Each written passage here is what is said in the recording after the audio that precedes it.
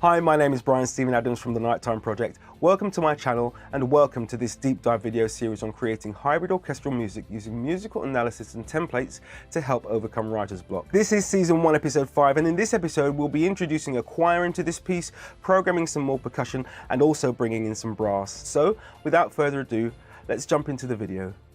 Going into this B section, I know for a fact that I need to rebalance the instruments, and that I know I need to also have a look at the reverb and the amount of reverb that's going through because things are sounding too muddy.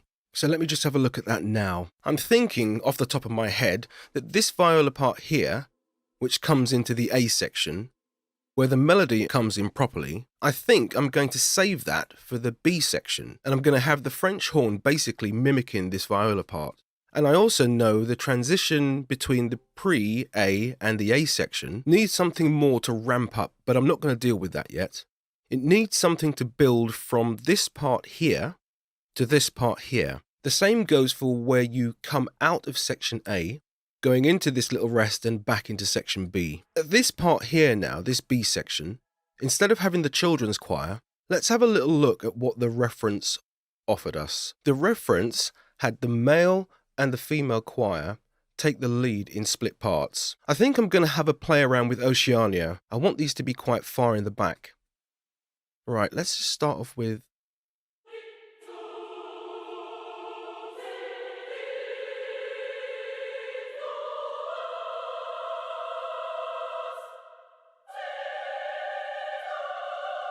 and see what that sounds like.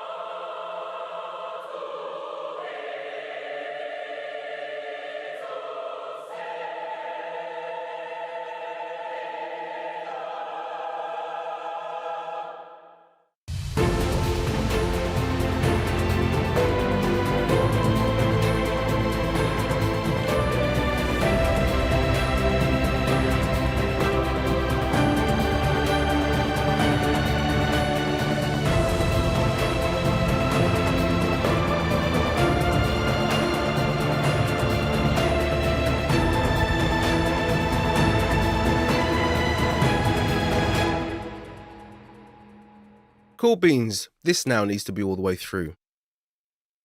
So let's just solo this.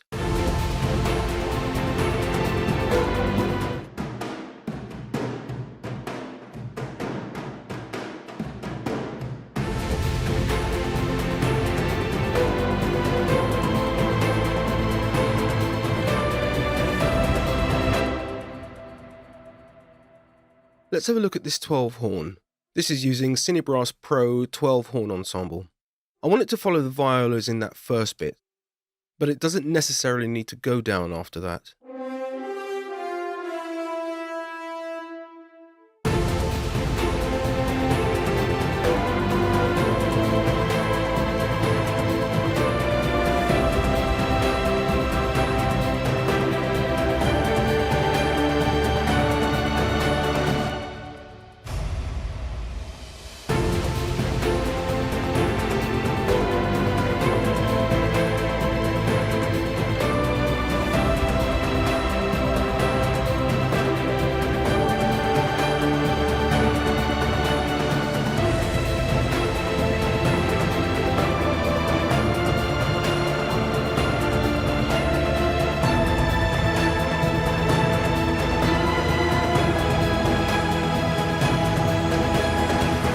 Let's enable this. Let's try the Monster Low Brass from Cinebrass Pro.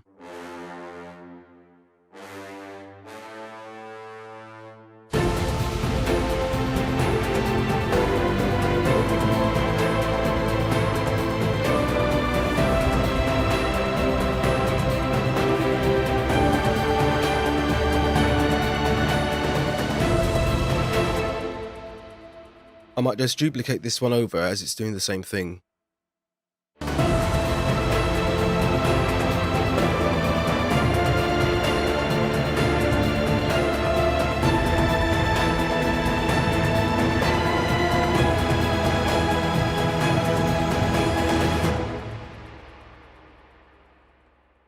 So tuba holds the low and trombones hold the low register triads. Now, trombones are one of those instruments I tend to have problems with in terms of how they're meant to be played. However, if I bear in mind, loosely, that if a typical trombone section in an orchestra, and whether I'm right or wrong, I don't know, is a bass trombone and 2 tenors, then they're only going to be playing like split chords.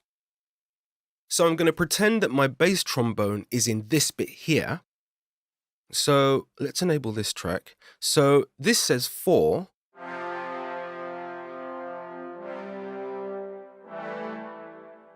This is where I may fall flat on my face.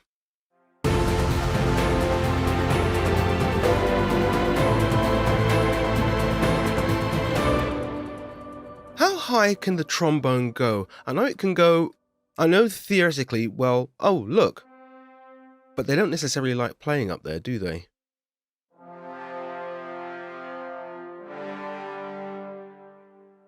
And then I might go...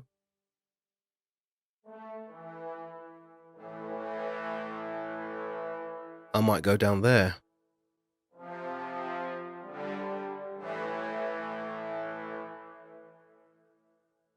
Because I know the chords.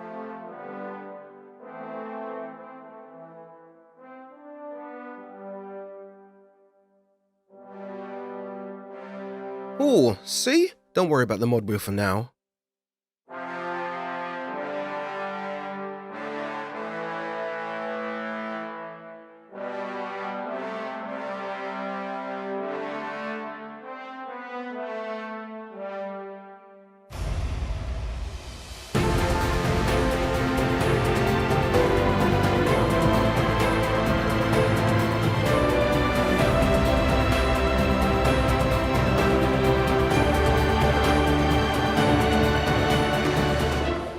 Some of those notes were very wrong.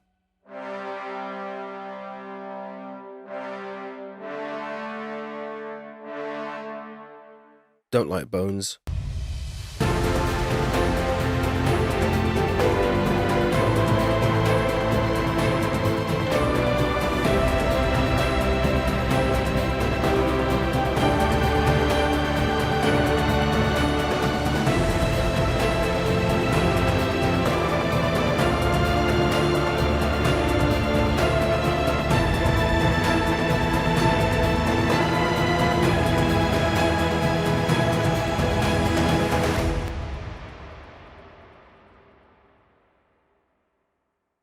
Or maybe I can go...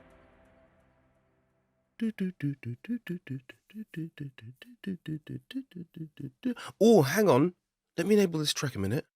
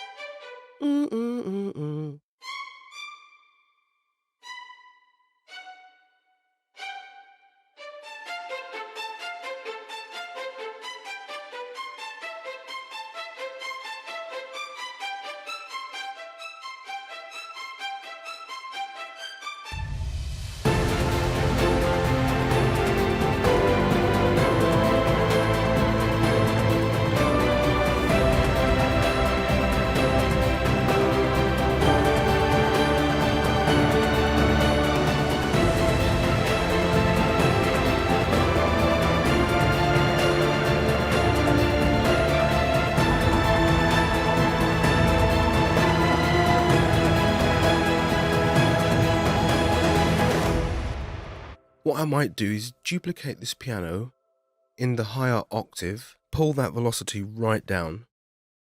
The percussion, now I know what the rhythm of this thing is now.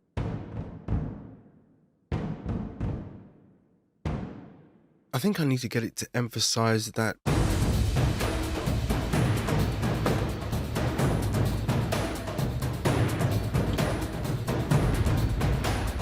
It does make a difference. I think I'll stop it there before we get into the mid-break. So I know there's still a lot to go, there's more balancing to do, and there's still a lot more to put in for the transitions from one section to the next. But yeah, we take a break and come back to it later.